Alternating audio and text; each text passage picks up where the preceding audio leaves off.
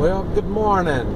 This is Mike, NoStressMike.com. We are on, let's see, the third, I guess you can call it the second or third day. And heading back to the States. There we are right there. Veracruz, you'll find on a map. The other places you probably can't. This is where the hurricane came through. I think it was last year, 2015. And I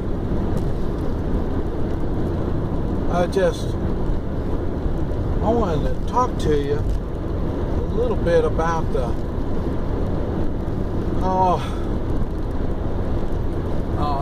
well, let me show you around here a little bit. You see, this is nothing. It just what it is, it's grazing land for cattle, and sugar cane. Oh, sugar cane's over on this side. Oh, you can't see it. There's sugar cane over on the right side. And but anyway, something that there's a couple things. First, we're going to talk about the prison. We went to the prison yesterday, and I mentioned it, the Mexican jail, and I had time to evaluate what I seen, and what it is, it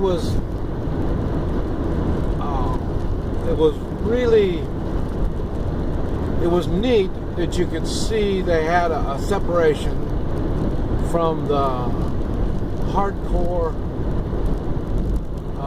prisoners that you think about when you think about people in prison. And then the other side of it was the others that were just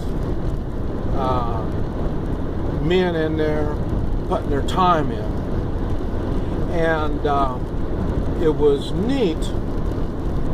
Now, all I know is about the ones putting their time in. Like I say, my friend was in jail, and I forgot to tell you what he was in prison for. But what it was, it was kind of I don't know how you would call it, but it was a financial thing. Not embezzlement. Well, that's maybe kind of embezzlement. What it was, he took money for a car, and he didn't deliver on the car, and so he didn't give the money back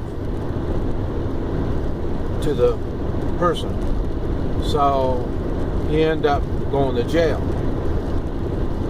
And I think it's going to be about 3 years.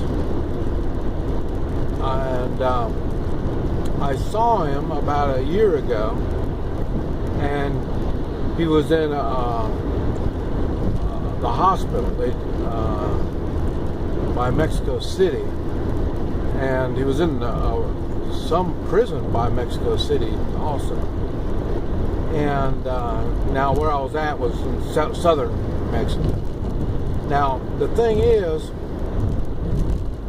when I saw him a year ago, he was out of the hospital, but they had him in prison because he had some weird disease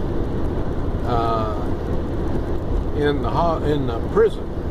Now the one thing you got to remember, they got every kind of mosquito disease there is down here. That's why I take a lot of garlic pills. I take garlic, so. But that's one thing. Another thing, and this is another thing I thought was kind of odd. He was a diabetic, Now, see, when I knew him, he was drinking a lot of pop, and I told him not to drink any pop because he was overweight. He was really, really bad. And when I saw him a year ago in the hospital, he was down to skin and bones. I mean, this guy was bad. I really thought he was going to die. I never thought I'd see him again. And now and at that time too, he got some kind of infection in his spinal cord, and he was paralyzed from the legs, or from the hips down. Now, when I saw him yesterday, he could walk, with help of, he would push a wheelchair and walk behind the wheelchair, real slow and easy, but he could. And he's getting more strength back. And his hands, doesn't have hardly any grip in his hands. But like I say, he is much better than what he was. But the one thing that shocked me is he's not a diabetic anymore. Like I say, I did my Hoi Chi on him, and I couldn't believe he was in better shape now than what I've ever seen him. And he's, let's see, probably mid-40s. Yeah, he's about mid-40s right now. And it was, so the prison physically helped him a lot because he stopped all the snacking and drinking pop and doing all this stuff. Now it's just, he's got to get all of his strength back, get back functioning properly. And his colon was good, his liver, what got me, his liver was good. And I didn't think it was possible for his liver to be any good. But like I say, it's recuperated from what he did to it. And, but like I say, on that part of the prison, everybody was real nice. The prisoners were real nice. The prison guards were real nice, and it was funny. I don't know if you ever saw the movie Get the Gringo, but that was, I can't remember the name of the guy was in it. But anyway, it was like that because I went in with his wife, and now they even, you have kids in there. I think I looked at the sign, and the way I looked, it had to be 5 years old or older. And I'm not quite sure. Like I say, he was in the prison hospital is where he was. And so I don't know if they got a different policy for the hospital people or not. But like I say, he was in there. I was in there with his wife and me and him. And I don't know how long they can stay there. The way I understood, she told me it's no visiting on Friday and Monday, but the rest of the time, rest of the days, there was visiting. And the visiting hours started at 10 in the morning, and I left there at 12, so I'm not sure how long it goes. I mean, she stayed, and I left, and she stayed there, and I don't know what went on,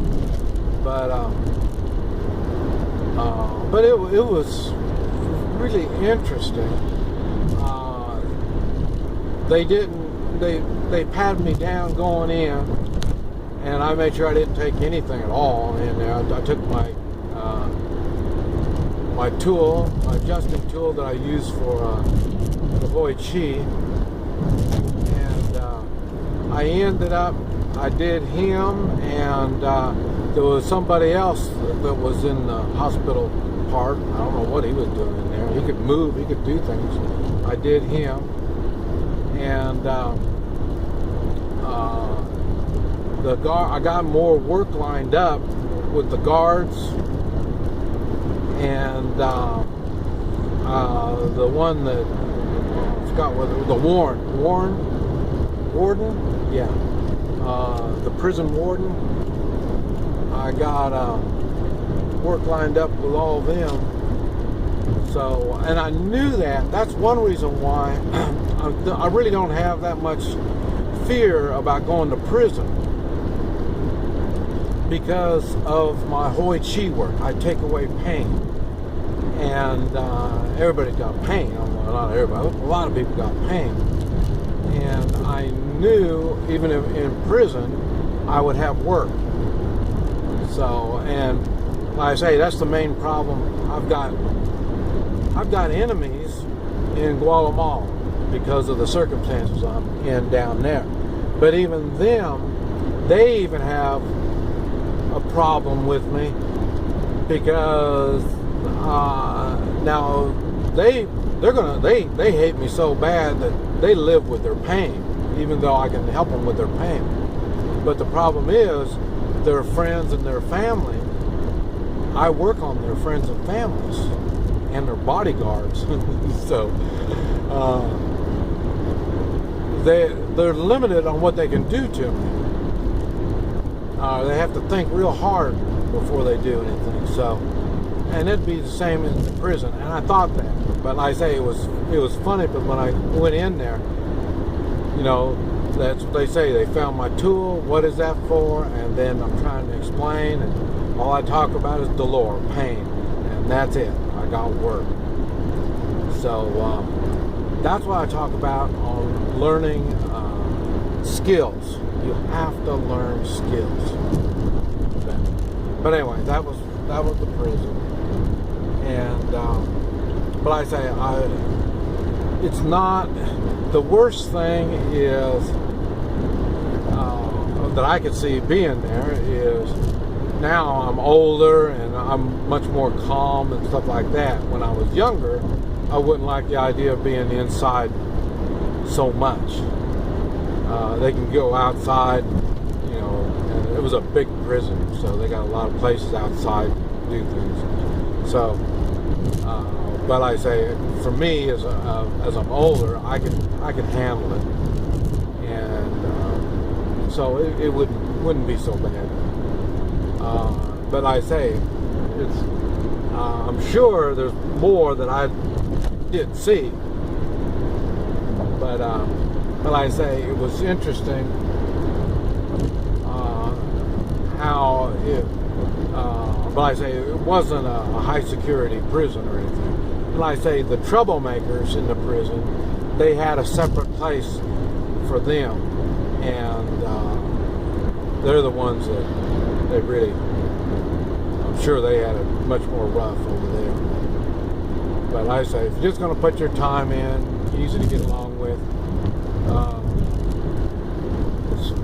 That's not all that bad, I wouldn't think. At least it didn't look that way. But anyway, just want to talk about that prison. And like I say, we're not to the middle of Mexico yet. Hopefully, by noon. Right now it's 9 o'clock. 3 or 4 hours. I hope we're going to be pretty close to the center of Mexico. And then there'll be another, and it's going to be good highways from then on. And that's from Mexico City on up towards the States. So that'll be about a day and a half of driving. So hopefully we can get up there pretty close to it. At least by the middle of the afternoon anyway. That's all we got.